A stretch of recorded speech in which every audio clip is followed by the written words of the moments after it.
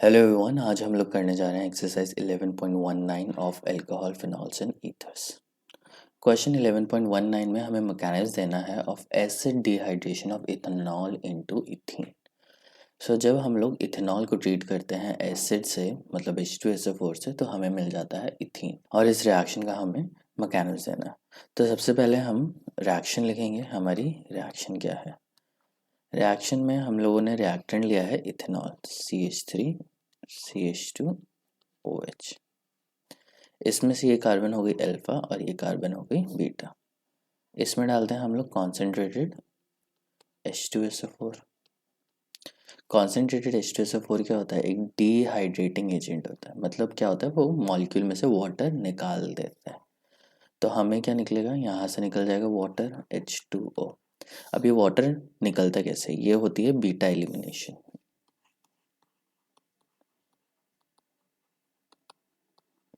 Beta elimination का मतलब क्या है कि अल्फा पोजीशन से जाता है OH और बीटा पोजीशन से जाता है एक हाइड्रोजन। तो यहाँ से आप निकालोगे OH और यहाँ से निकाल दोगे हाइड्रोजन। तो देखो क्या बचेगा? वाटर तो निकल गया। अब यहाँ पे CH2, यहाँ से तो OH निकल गया इधर से, तो क्या बचा? CH2। और यहाँ से 3 हाइड्रोजन थे, उसमें से एक निकल गया, तो क्या बचा? CH2। अब दोनों की एक एक बैलेंसिंग हमें, तो हम लोग लगा देंगे इसके ऊपर डबल बॉन्ड, और ये बन गई हमारी इथीन। सो सबसे पहले तो ये है एलिमिनेशन रिएक्शन। अब according to Saytzeff rule, elimination उस तरीके से होती है जिसमें मोर सब्स्टिट्यूटेड एल्कीन बन सके। फॉर एग्जांपल, ये एल्कीन है और इसमें मैंने डाला कॉन्सेंट्रेटेड H2SO4, तो एलिमिनेशन होगा, डेफिनेटली होगा, और एल्कीन हमारा प्रोडक्ट बनेगा। अब इसमें से ये कार्बन है अल्फा, अल्फा पे से क्या जाएगा? OH जाएगा, और अल्फा के साथ वाली होती है बीटा। अब हमारे पास दो ऑप्शन है, हम यहाँ से भी हाइड्रोजन निकाल सकते हैं, यहाँ से भी हाइड्रोजन निकाल सकते हैं। So according to Saytzeff rule, एक ज़्यादा सब्स्टिट्यूटेड एल्कीन ज़्यादा स्टेबल होती है, तो हमें हाइड्रोजन वहाँ से निकालना है जहाँ पे हाइड्रोजन ऑलरेडी कम है। सो यहाँ पे ऑलरेडी 3 हाइड्रोजन और यहाँ पे हाइड्रोजन 2 है, तो कहाँ से निकालेंगे हम लोग? इस कार्बन से। एल्कीन जो बनेगा वो इन दोनों कार्बन के बीच में बनेगा। सो रिएक्शन हम लोग कैसे लिखेंगे? वही लिखेंगे, यहाँ पर निकलेगा वाटर CH3। पहले तो एज इट इज लिख देते हैं। अब इस कार्बन से OH निकल गया, तो क्या बचा? CH बचा, और इस कार्बन से 2 हाइड्रोजन थे, एक निकल गया, तो एक निकल गया। अब इन दोनों के बीच में हम लोग डबल बॉन्ड लगा देंगे, तो ये हमेशा हमारा होगा मेजर प्रोडक्ट। अब more substituted alkene is more stable according to Saytzeff rule. अब ये हमें नहीं करना, हमें बस बताना था मैकेनिज्म क्या है। ये मैंने थोड़ा एक्स्ट्रा आपको क्लियर कर दिया। जितनी बार आप इन चीज़ों को सुनोगे उतनी बार आपको याद हो जाएगा। सो मैकेनिज्म की बात करते हैं।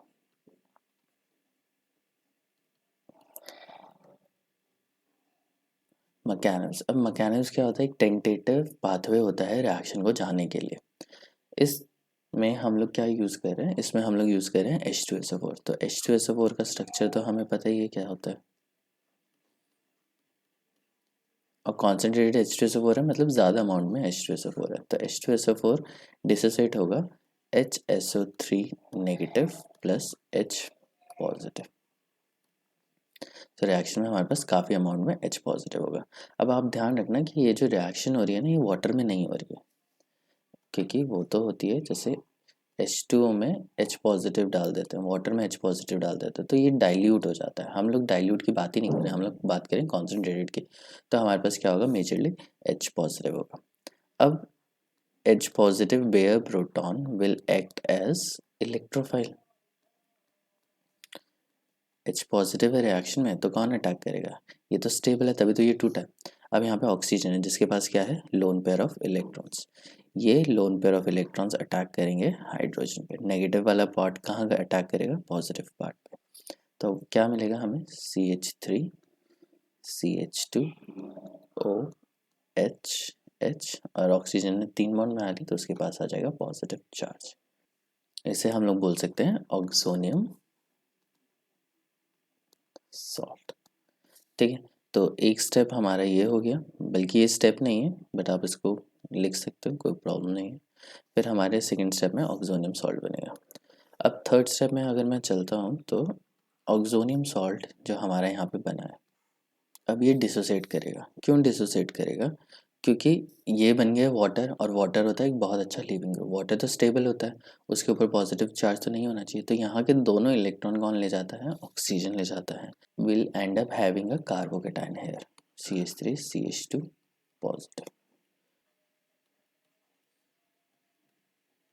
अब लास्ट स्टेप में क्या होता है कि ये जो H प्लस होता है, ये दो इलेक्ट्रॉन जो हाइड्रोजन के साथ हैं, ये दोनों वापस इसको इलेक्ट्रॉन दे देते हैं and they will become alkene CH2 double bond CH2 plus H positive.